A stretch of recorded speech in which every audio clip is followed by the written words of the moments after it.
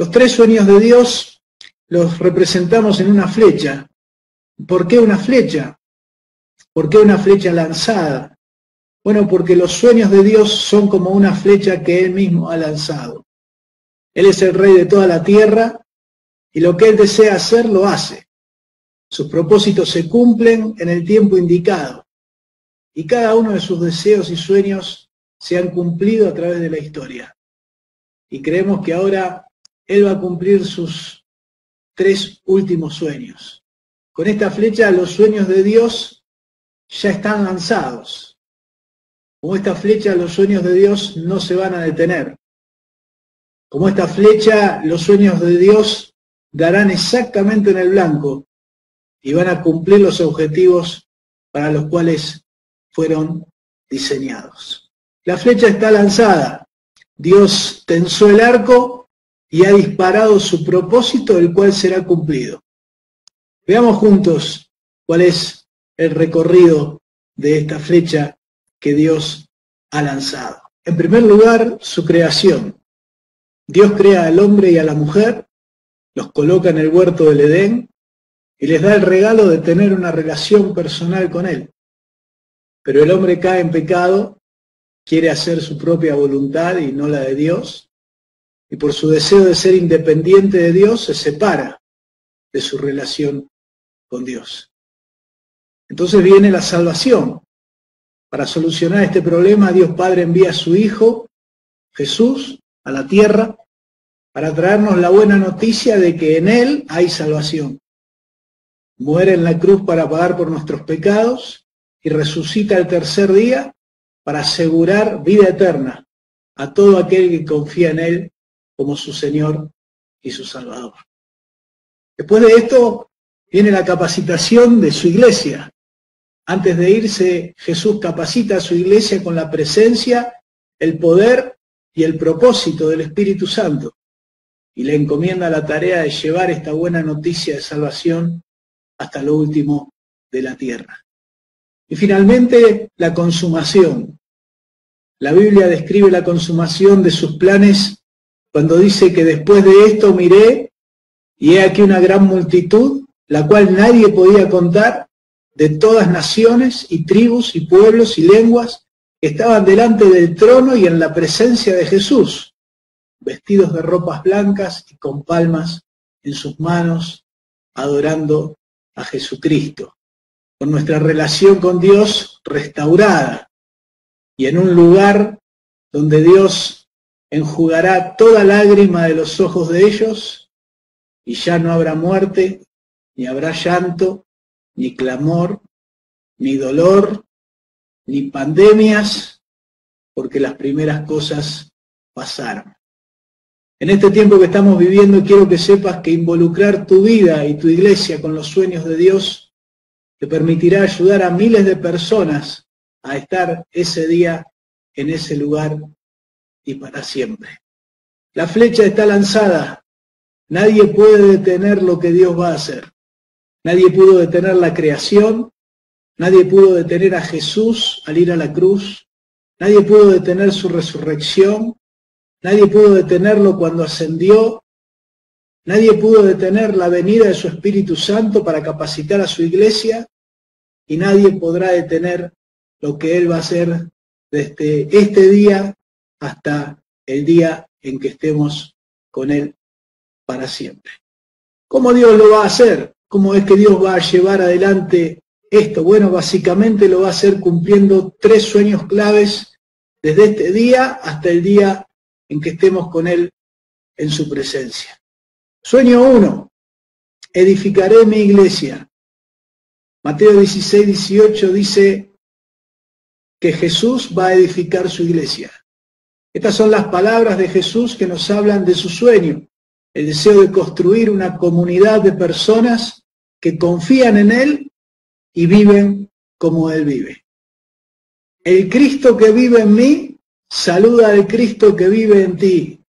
Este saludo enseña el núcleo y la verdad más importante de esta nueva comunidad que Él edifica y que Él llama mi iglesia. Esta verdad consiste en que Jesús mismo, por medio de su presencia y en cada persona que lo acepta y confía en Él como Señor y Salvador, edifica su iglesia. Y el apóstol Pablo lo confirma esta verdad cuando dice, Cristo en vosotros, la esperanza de gloria, ahí en Colosenses 1, 24 al 29. La iglesia que Jesús edifica no está basada en edificios, en programas, en métodos, en eventos, en actividades que nosotros podamos realizar en 4 paredes, sino en la actividad propia que desarrolla cada miembro de su iglesia que vive en Cristo. Esta iglesia es una iglesia simple, es una iglesia que vive basada en 2 valores que Jesús enseña. La iglesia que Jesús edifica es una comunidad que vive en la práctica los 2 valores básicos que enseña la palabra de Dios: amar a Dios y amar a las personas. Es una comunidad que ama a Dios buscando cada día su presencia para hablarle por medio de la oración y escucharle por medio de su palabra y la guía del Espíritu Santo. Y ama a las personas por medio del servicio, el amor y la comunicación de la buena noticia del Evangelio de Jesús. El único mensaje que puede darles una vida con propósito y eterna. Jesús asume la edificación de su iglesia. Yo edificaré mi iglesia. Por lo tanto, Él es la única cabeza de donde salen las órdenes para sus miembros. El enfoque de su iglesia es el Hades, donde las almas de las personas esperan ser rescatadas y traídas a su reino. La imagen que Jesús tiene de su iglesia es la de personas golpeando las puertas del Hades, y su promesa es que esas puertas serán derribadas por su iglesia para rescatar al mayor número de personas posibles. Según Marcos, capítulo 4, versículos 26 al 29, esta iglesia que Jesús edifica, con la cual edifica su reino, funciona con 4 componentes básicos. Este pasaje nos enseña que su reino funciona por el componente del obrero, el sembrador, la persona que trabaja para el reino de Dios, la semilla, que es la palabra de Dios, predicada o enseñada, la tierra, que es el corazón de las personas que recibe la semilla, y el obrar de Dios, que es el único que puede dar crecimiento a esa semilla. El campo de trabajo y lugar normal de actividad de la iglesia que Jesús edifica no son los templos, sino todo lugar donde haya tierra, personas con un corazón necesitado, donde plantar la semilla de la palabra de Dios. En este mismo pasaje la palabra de Dios nos enseña con claridad cuáles son las acciones y actitudes básicas de las personas que trabajan en edificar la iglesia de Jesús. Las personas que trabajan en edificar la iglesia de Jesús se dedican básicamente a echar la semilla. Siembran diariamente en los corazones de las personas la palabra de Dios por medio de la predicación o la enseñanza. Descansan, duermen, dice el pasaje, como parte de su renuevo diario y reconocimiento de su dependencia del Señor en el tiempo que le corresponde al Señor trabajar en la semilla. Levantarse cada día para retomar la tarea con disciplina y con perseverancia. Ser constantes en esta siembra es parte de aquellos que trabajan en el reino de Dios. Y finalmente, como resultado de su trabajo y el obrar de Dios, cosechar el fruto que Dios les da. Esta figura nos muestra que la iglesia que Jesús edifica es una comunidad entregada no a las reuniones, a los programas y a los eventos, sino al proceso silencioso, anónimo, pero productivo de sembrar su palabra en cada corazón necesitado.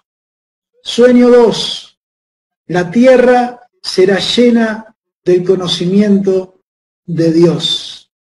Esta iglesia que Jesús edifica va a realizar una tarea que va a llenar la tierra del conocimiento de la gloria de Dios. ¿Cómo lo va a hacer? Bueno, lo va a hacer por medio de su iglesia. No lo va a hacer por medio de su edificio, de sus reuniones, de sus programas, de sus campañas, sino por medio de su iglesia. Y su iglesia son sus miembros, miembros de su cuerpo, sus obreros, sus sembradores, aquellos que se van a entregar a la tarea de sembrar la palabra de Dios a través de la predicación y la enseñanza.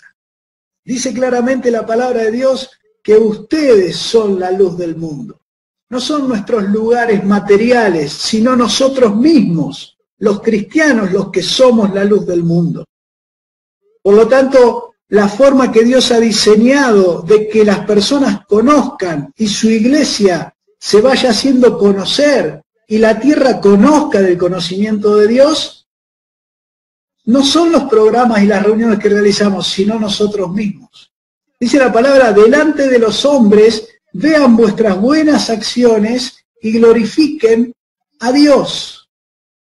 La iglesia de Cristo que va a llenar la tierra del conocimiento de la gloria de Dios es una iglesia que se va a mostrar a través de sus acciones y su conducta delante de los hombres. Necesitamos volver a colocar a los miembros de la iglesia en el campo de misión. No dentro de nuestros edificios, no dentro de nuestras reuniones, no dentro de nuestros programas, sino donde está la tierra, donde están las personas, donde la semilla puede ser sembrada. La iglesia que Jesús edifica se extiende rápidamente hacia los perdidos. Rápidamente Jesús les dijo a sus discípulos que debían salir de 2 en 2. La tierra va a ser llena del conocimiento de la gloria de Dios porque la iglesia que Jesús edifica se extiende rápidamente. Jesús libera a su iglesia, a sus discípulos, a los miembros de su iglesia para la misión. Ya desde el primer día, en Marcos 3:14, vemos que cuando Jesús recién los conoce, les aclara que los establece como sus discípulos para 2 cosas. Una, para que estén conmigo, relación personal. Segunda, para enviarlos a predicar. De 2 en 2 a realizar la misión. Por lo tanto, la iglesia de Jesús tiene una misión clara que Jesús realiza armando equipos de 2 en 2 para mandarlos por toda la tierra. ¿Y cuál es la misión de esos equipos de 2 en 2 a los que Jesús prepara y envía? Simplemente el objetivo, la misión de esos equipos es plantar su iglesia. No construir edificios, no armar organizaciones, no tener reuniones, sino simplemente reunir en un lugar a aquellas personas que en su nombre quieren encontrarse para cumplir los propósitos de Jesús. Entonces Jesús puede estar en esos lugares donde hay 2 o 3 personas y cumplir con su presencia, con su poder y con su propósito en medio de ellos. ¿Y cuál va a ser el resultado de este trabajo? Bueno, simplemente su iglesia será plantada en un lugar y en otro, y se extenderá a otro, y la tierra se irá llenando del conocimiento de la gloria de Dios. Algunos piensan que Jesús mandó a sus discípulos a hacer obra personal, o a tocar puertas y orar por la gente, o simplemente predicarles el Evangelio para ver si aceptaban a Cristo. Sin embargo, el objetivo es mucho mayor. Jesús les dice claramente a sus discípulos, si alguien les abre la puerta, ahí se quedan. ¿Para qué se tienen que quedar en ese lugar? ¿Para qué tienen que estar tiempo? ¿Para qué tienen que no irse de ese lugar? Dios los está llamando a encarnarse en ese hogar, a quedarse a vivir con ellos, a que continúen la tarea. ¿Por qué? Porque ellos están plantando su iglesia en ese hogar. Entendemos claramente que donde hay 2 o 3, Jesús está. Y si Él está, ahí está su iglesia. Evidentemente, llenar la tierra del conocimiento de Dios requiere de una iglesia dinámica, ágil, de rápida extensión, no complicada por edificios, programas o reuniones que consumen la vida de los discípulos y los enfocan en actividades dentro de 4 paredes. Las directivas de Jesús son de armar equipos de 2 personas que plantarían su iglesia simple, personal e informal en cada oikos que se abra para escuchar el Evangelio. Solo una iglesia rápida de moverse, de penetrar oikos de forma natural, liberando a todos sus miembros, guiados por el Espíritu Santo y obedeciendo las órdenes de la cabeza, podemos llenar la tierra del conocimiento de la gloria de Dios. Necesitamos que estos miembros vayan a experimentar la voluntad de Dios en sus vidas, cumplir el propósito para el cual Dios los ha creado, participar del sueño de Dios de llenar la tierra de su conocimiento. El crecimiento de la densidad demográfica de nuestras ciudades indica que cada día nuestras iglesias son más pequeñas en número y menos relevantes en nuestra comunidad, porque nacen más personas en nuestra comunidad que las que ingresan a las iglesias. Por eso necesitamos un cambio radical que nos lleve a un nuevo modelo y dinámica de Jesús. Nosotros necesitamos poder ver cómo cada miembro de la iglesia de Cristo se siente en la libertad de ser guiado por la cabeza, por el Espíritu Santo, siguiendo las directivas de la palabra de Dios, teniendo una conducta y un testimonio para llevar ese evangelio a cada hogar, a cada comunidad que está necesitando escuchar el evangelio de Cristo.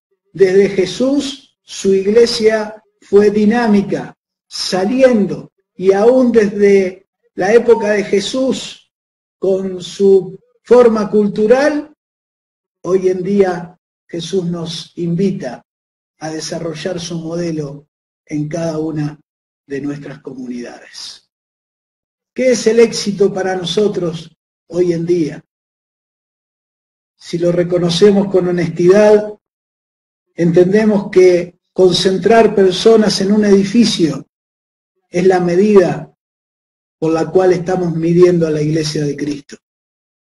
Sin darnos cuenta y con las mejores intenciones cambiamos el modelo de Jesús por un modelo que concentra a los miembros en la iglesia en lugares de 4 paredes.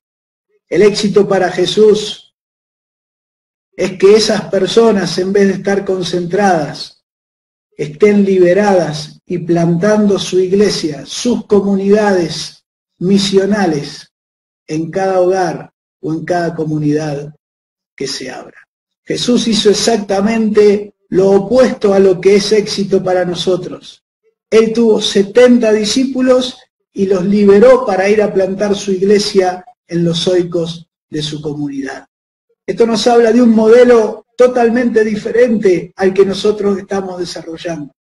Tenemos un modelo actual donde la iglesia está centrada en sí misma, donde la iglesia se enfoca en el mantenimiento de la iglesia misma, sus programas, sus actividades, sus estructuras, sus edificios.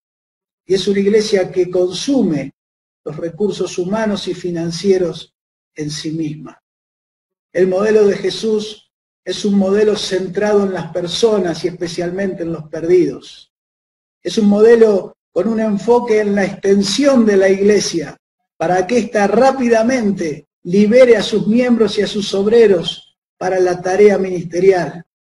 Y finalmente, el modelo de Jesús es un modelo que invierte los recursos humanos y financieros en enviar obreros para la extensión de la iglesia en toda la tierra.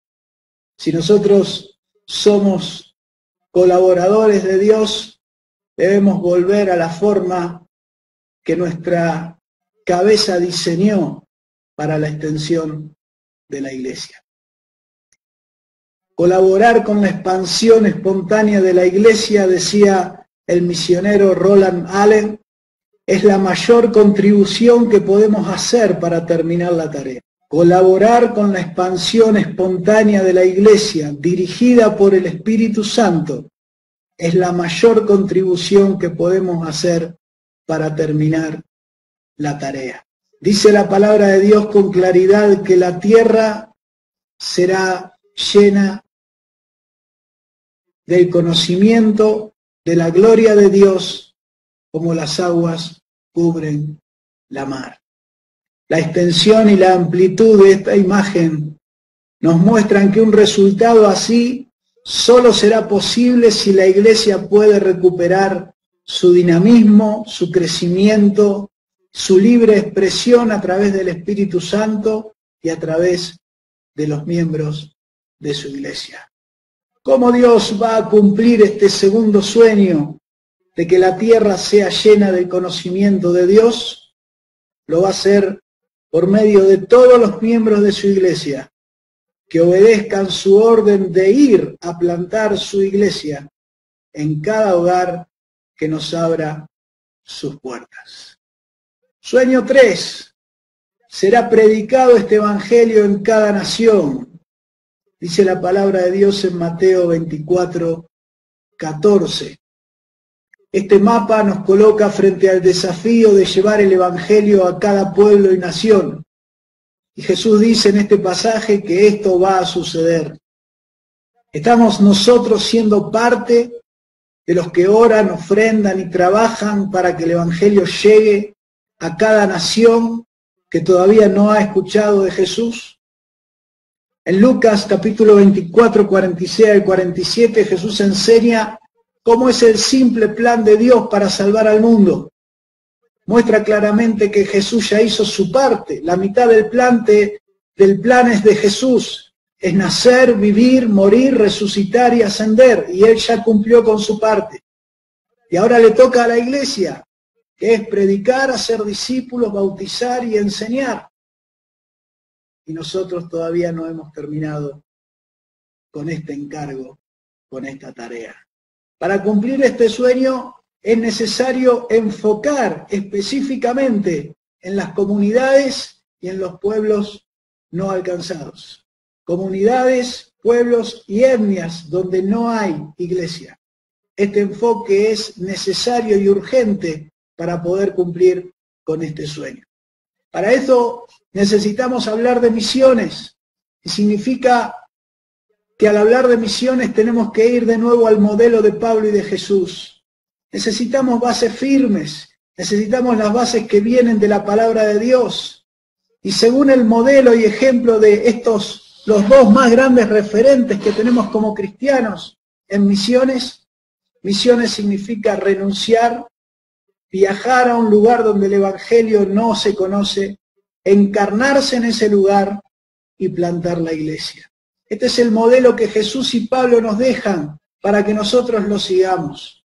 Está claro que cualquier acción cristiana loable en cualquier nación ayuda a la misión. Pero vemos a Jesús y a Pablo no perder el enfoque sobre cuáles son las acciones que demuestran que el evangelio ha sido plantado en un pueblo y en una etnia. Y en este punto tanto Jesús como Pablo se enfocan en plantar la iglesia, o sea, formar una comunidad viviente de discípulos de Jesús. El desafío de este tiempo para cumplir este sueño es reenfocar el lugar donde hacemos la misión, porque si no, nunca vamos a poder terminar la tarea que Jesús nos encargó. El lugar donde debemos enfocar es, sin lugar a dudas, en los pueblos no alcanzados.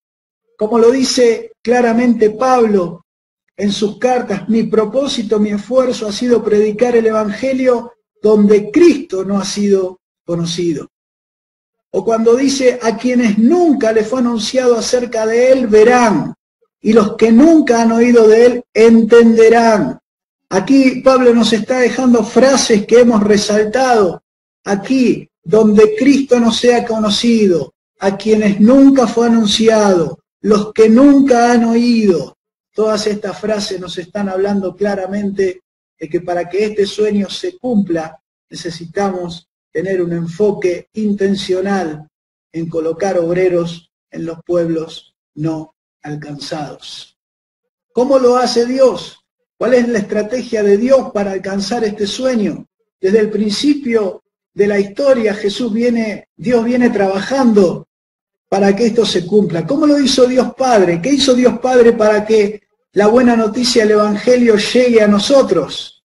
Envió un obrero de largo plazo a un lugar no alcanzado. Ese obrero se llamaba Jesús y fue el primero que le puso el cuerpo a la obra misionera. Desde la misma creación del mundo, Dios viene trabajando y trabaja con una misma estrategia. ¿Qué es lo que hizo Dios Padre, Dios Hijo y Dios Espíritu Santo? La respuesta es siempre la misma, y este también debería ser nuestro enfoque.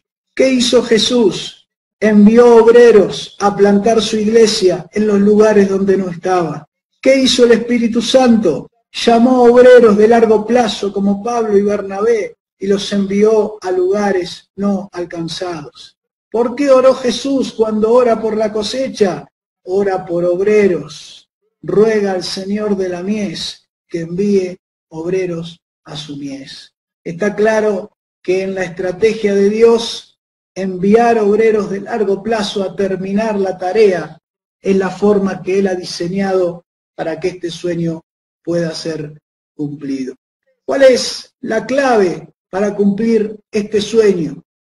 Y en cada frase vas a ver que es insustituible si queremos alcanzar este sueño para Dios. La clave es unir oración y recursos en su iglesia para enviar obreros de largo plazo a pueblos no alcanzados a plantar iglesias.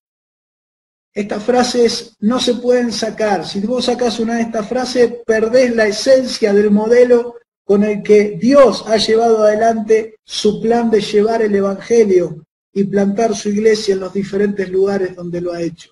Y seguramente lo seguirá haciendo así. ¿Por qué es esta la clave? Porque es el modelo bíblico que Jesús desarrolló.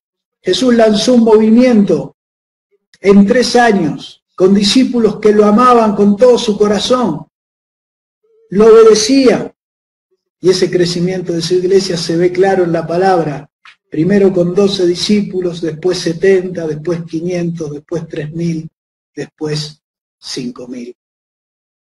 La creencia de que Dios usará personas para iniciar movimientos similares, hoy está basada en la promesa de Jesús de que sus discípulos harían cosas mayores. Veamos un cuadro que nos ayuda a mirar el modelo actual y el modelo de Jesús. Jesús edifica su iglesia, Él está trabajando y lo sigue haciendo. En el modelo de Jesús también, esto es similar, es igual. Este Jesús le provee de recursos humanos y financieros para alcanzar al perdido y extenderse más allá de sí misma. Y en el modelo de Jesús esto es exactamente igual. Tanto el modelo de Jesús como el modelo actual de iglesia cuentan con que Jesús edifica y con que Dios provee recursos humanos y financieros para alcanzar a los perdidos y extenderse más allá. Pero a partir de aquí, el modelo actual, ya sea por decisiones del liderazgo, decisiones de la asamblea, decisiones de los que mandan, la iglesia se enfoca en sí misma y consume los recursos en sus edificios, estructuras y programas. La iglesia que Jesús edifica enfoca e invierte los recursos humanos y financieros en enviar obreros a plantar iglesias y cumplir la misión. ¿Cuál es el resultado del modelo actual? El estancamiento. Iglesias que por años tienen la misma cantidad de miembros, que no plantan iglesias, que no envían misioneros, que no se extienden más allá y que solamente viven una experiencia de estancamiento o muerte. Las estadísticas dicen que iglesias mueren cada día. Y evidentemente esto es resultado de que la iglesia ha perdido la vida y el diseño original que Jesús tenía preparado para ellos. En el modelo de Jesús, una iglesia que enfoca e invierte los recursos humanos y financieros en enviar obreros, nunca le va a faltar la provisión de recursos humanos y financieros, y va a cumplir con su propósito misional, porque Dios está respaldando esa actitud, respaldando la fe, respaldando las acciones con toda su soberanía y el propósito que Él tiene para su iglesia. Un ejemplo más del modelo actual de la iglesia y el modelo de Jesús, que nos permite ver cómo la iglesia utiliza sus recursos y de esta manera frena el avance que Dios quiere darle a su iglesia. La iglesia, al enfocarse en sí misma y consumir los recursos en sus propios programas, estructuras, evidentemente está diferenciada del modelo de Jesús, donde la iglesia se enfoca en los recursos humanos y financieros para colocarlos al servicio de la misión. Los resultados ya los vimos recién. Una va a cumplir su propósito misional y la otra se va a estancar o va a morir en el peor de los casos.